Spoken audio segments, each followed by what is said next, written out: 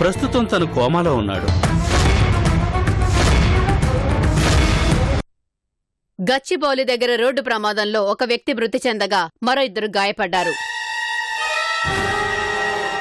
అందులో రాజా అనే ప్రముఖ యువ పారిశ్రామికవేత్త ఉన్నట్టుగా సమాచారం. బ్రేక్ ఫెయిల్ కారణంగానే యాక్సిడెంట్ జరిగింది. బ్రేక్ ఎలా ఫెయిల్ అయింది? హ్యాండ్ బ్రేక్తో సహా అన్నీ ఫెయిల్ అయ్యాయి సార్.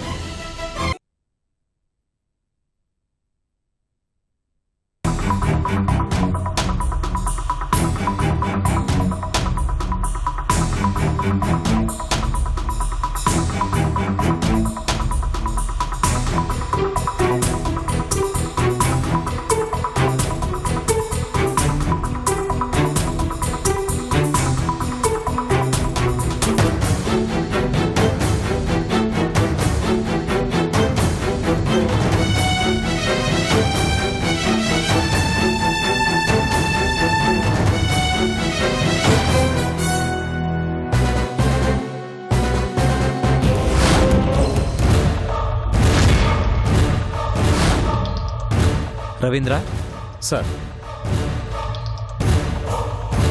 ఇది బ్రేక్ ఆయిల్ కదూ?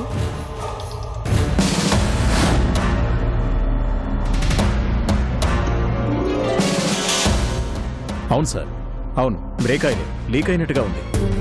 లీక్ కాలేదు, లీక్ చేశారు. బ్రేక్స్ తీసే ముందు ఆయిల్ మొత్తం తీసేశారు. ఏంటి బాబు మీరనేది? బ్రేక్ ఫెయిల్ అయిందని అందరూ అనుకుంటున్నారు, కానీ ఎవరో కావాలనే తీశారని నా అనుమానం. ఆ అవసరం ఎవరికి ఉంటుంది బాబు? రాజా శత్రువులెవరో ఈ పని చేసి ఉండొచ్చుగా. అజాత శత్రువు బాబు రాజా. అనవసరంగా ఎవరితోనో గొడవపడే రకం కాదు. ఒక మనిషికి ప్రత్యేకించి శత్రువులెవరో ఉండరు మూర్తి గారు. ఒక్కోసారి మన సక్సెస్ కూడా మనకు శత్రువుగా మారుతుంది. మనకు తెలియకుండా మన చుట్టూ శత్రువుల్ని తయారు చేస్తుంది.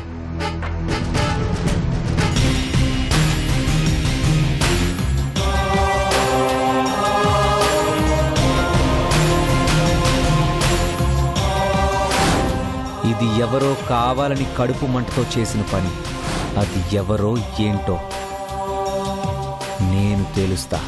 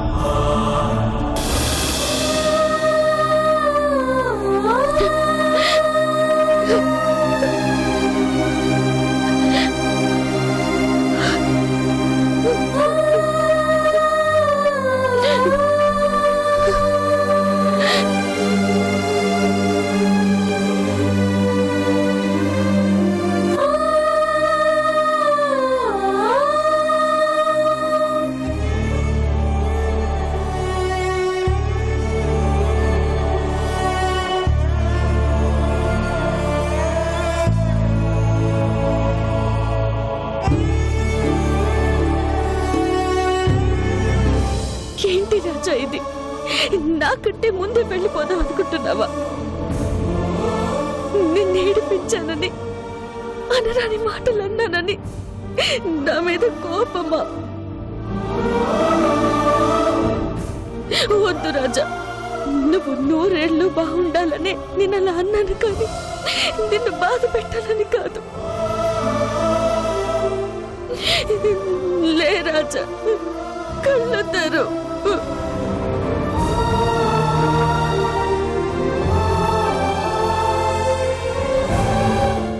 తాళి తీసి విసిరి పారేసిన నిన్ను నా కుండల్లో భర్తగా ప్రతిష్ఠించుకున్నాను. సుమంగలిగా చచ్చిపోవాలని నేను ఆశపడుతుంటే నన్ను ఓడించి నువ్వు ముందు వెళ్ళిపోతావా? వద్దు రాజా, వద్దు, వద్దు.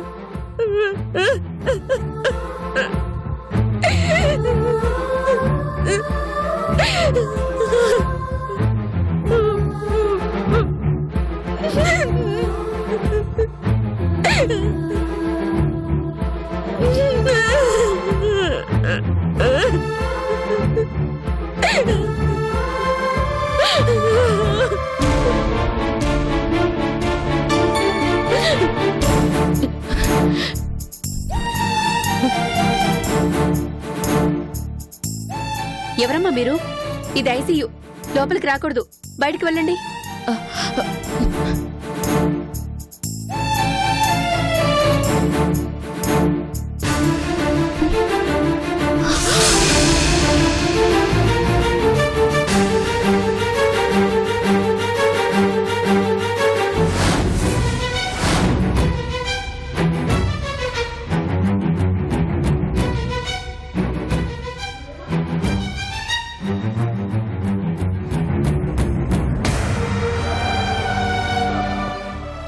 ఆగు.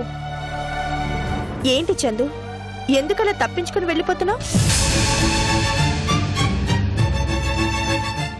ఇక్కడికి ఎందుకు వచ్చావు?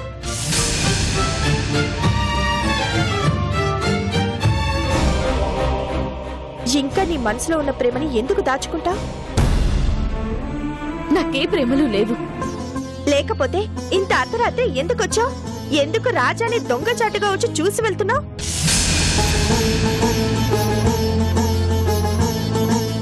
రాజా అంటే నీకు ప్రేమ లేకపోతే ఎందుకు తనని చూడటానికి రావాలి? రాజా అంటే నీకు అసహ్యం. అనరాని మాటలన్నావు. నన్ను రాజాని పట్టుకొని ఎంత అవమానించావు. ఆ రోజు అన్ని మాటలన్న దానివి ఈ రోజు రాజాని చూడ్డానికి ఎలా వచ్చావు? ఎందుకొచ్చానని నేను ఇప్పుడే ఫీల్ అవుతున్నాను. వద్దు చందు, ఇంకా నటించుకు. నాకు తెలుసు నీ మనసులో ప్రేమ ఉంది. ఆ ప్రేమని బయటికి చెప్పుకోలేకపోతున్నా. చెప్పడానికి నీ ఈగో అడ్డం వస్తుంది కదూ. భార్య భర్తల మధ్య ఈగోలు ఎందుకు చెప్పు? నువ్వు తనని చూడ్డానికి వచ్చావని తెలిస్తే రాజా చాలా సంతోషిస్తాడు తెలుసా.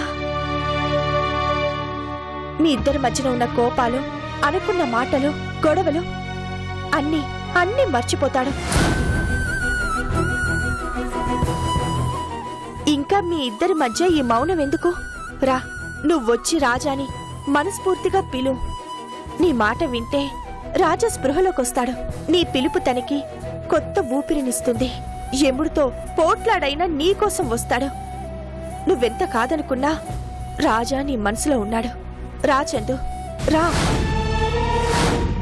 రా చందు.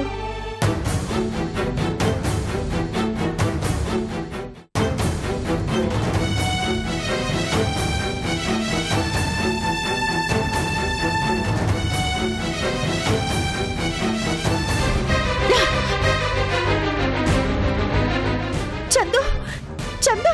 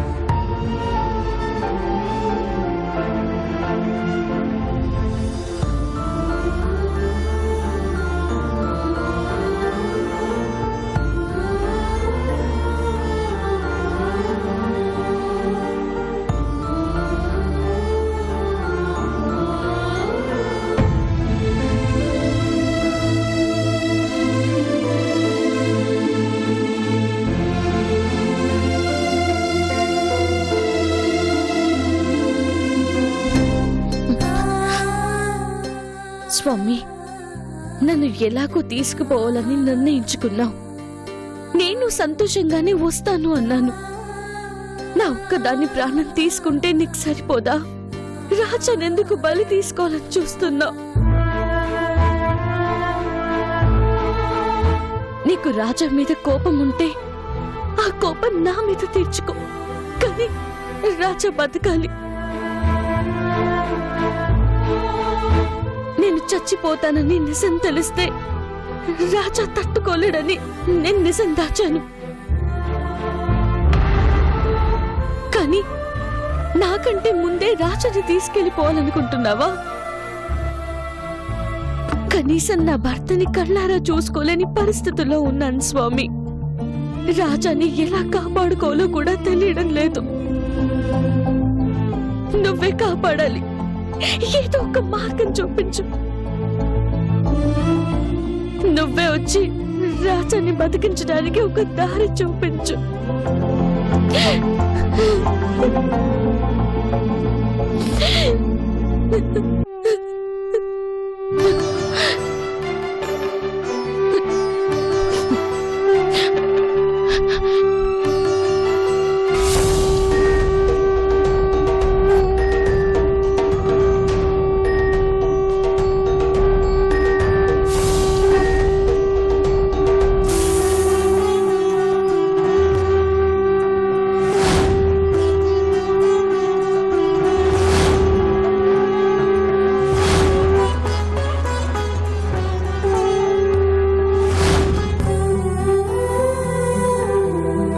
అమ్మా, ఒక్కసారిలా రా తల్లి.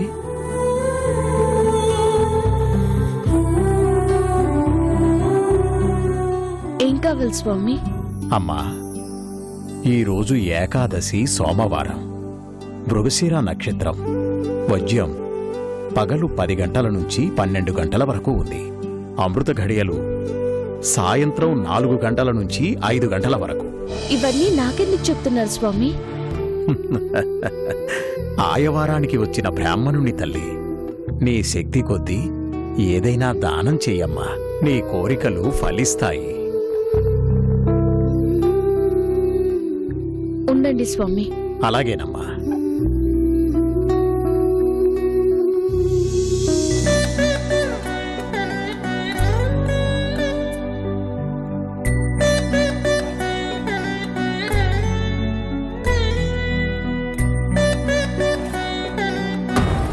దీర్ఘ సుమంగళి భవ.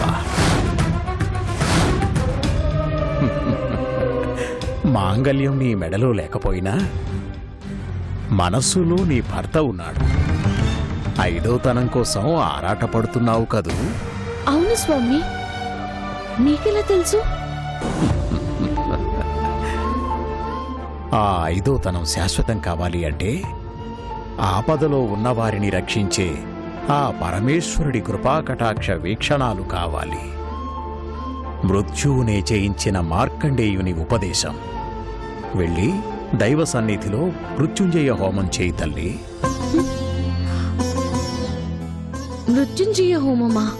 24 గంటల ఉపవాస దీక్ష చేసి ఆ హోమం చేస్తే తప్పకుండా ఆ పరమేశ్వరుడు నిన్ను కరుణిస్తాడు తల్లి. స్వామి, స్వామి, మృత్యుంజయ హోమం చేస్తే రాజా బతుకుతాడా? 24 గంటలు ఉపవాస దీక్ష చేయాలా? కడుపు ఖాళీగా ఉండకూడదని శ్రవంతి ఆంటీ చెప్పిందే.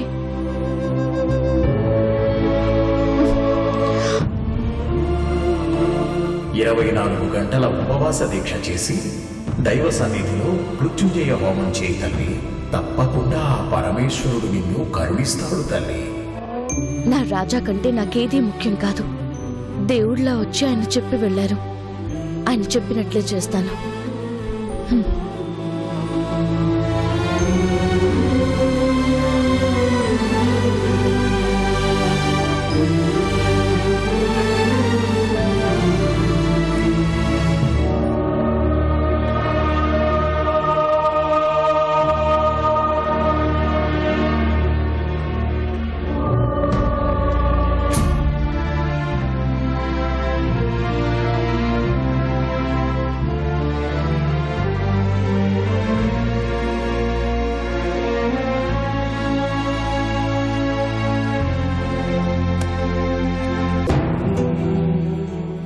ఎందుకు రాజా?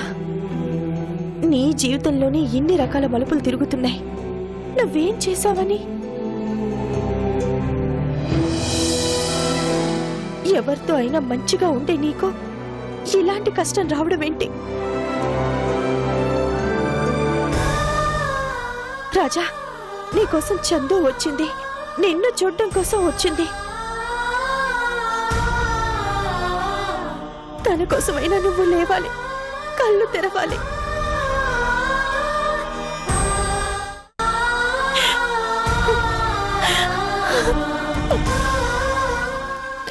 మేడం,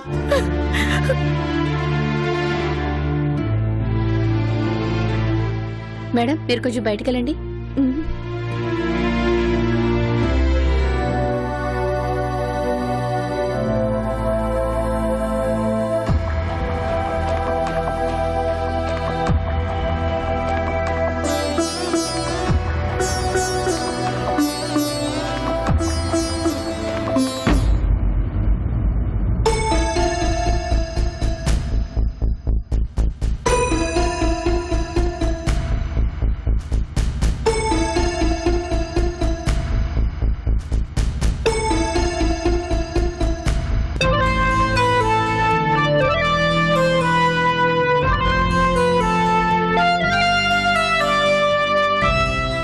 కేశిటిరావు,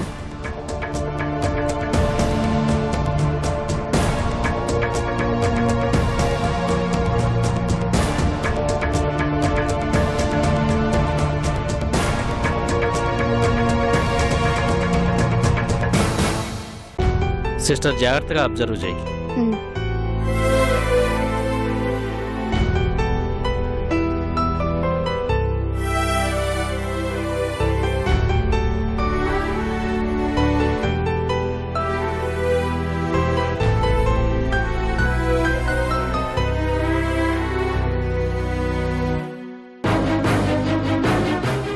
డాక్టర్ గారు, ఎలా ఉంది? కండిషన్ ఇంకా అలాగే ఉందమ్మా. ఏ ఇంప్రూవ్మెంట్ కనిపించడం లేదు. అంటే తను ప్రమాదం నుంచి బయట పడినట్లా లేక పడనట్లా? బయట పడినట్లు కాదు, అలాగని పూర్తిగా కోలుకున్నట్లు కాదు. చూద్దాం, ఇంకో 8 గంటలు గడిస్తే ఇంప్రూవ్ కావచ్చు. ఆ తర్వాత ఏం చేయాలో డిసైడ్ చేద్దాం.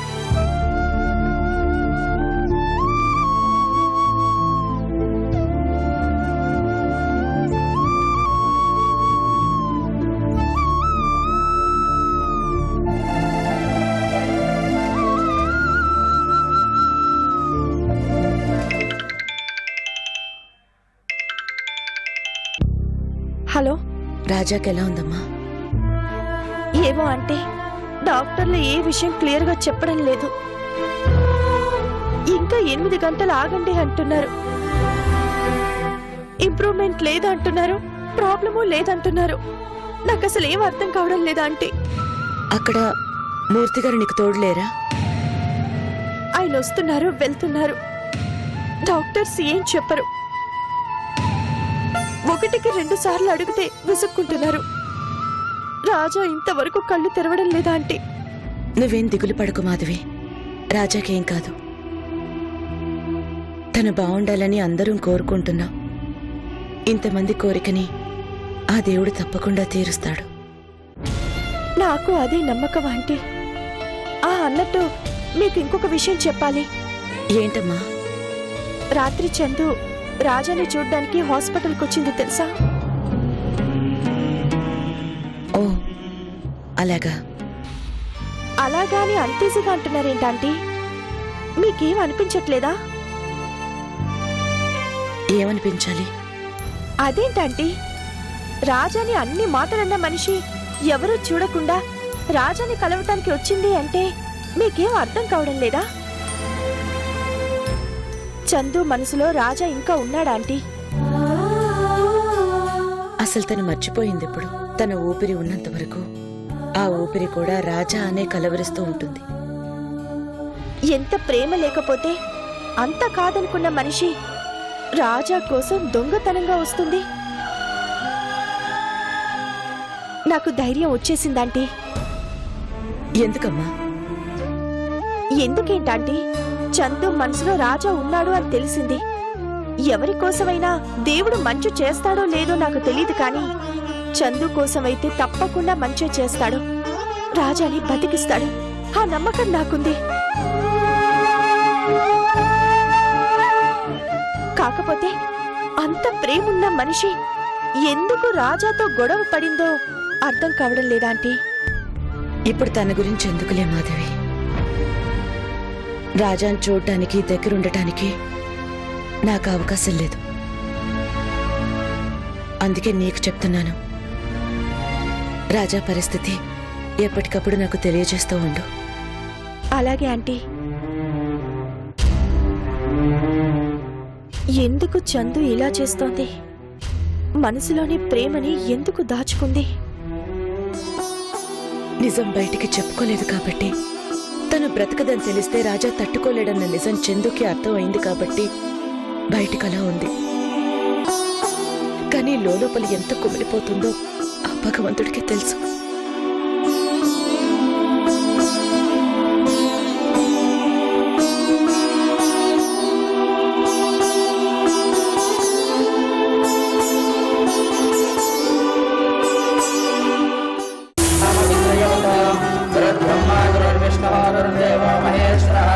गुरुः साक्षात् परब्रह्म तस्मै श्री गुरवे नमः।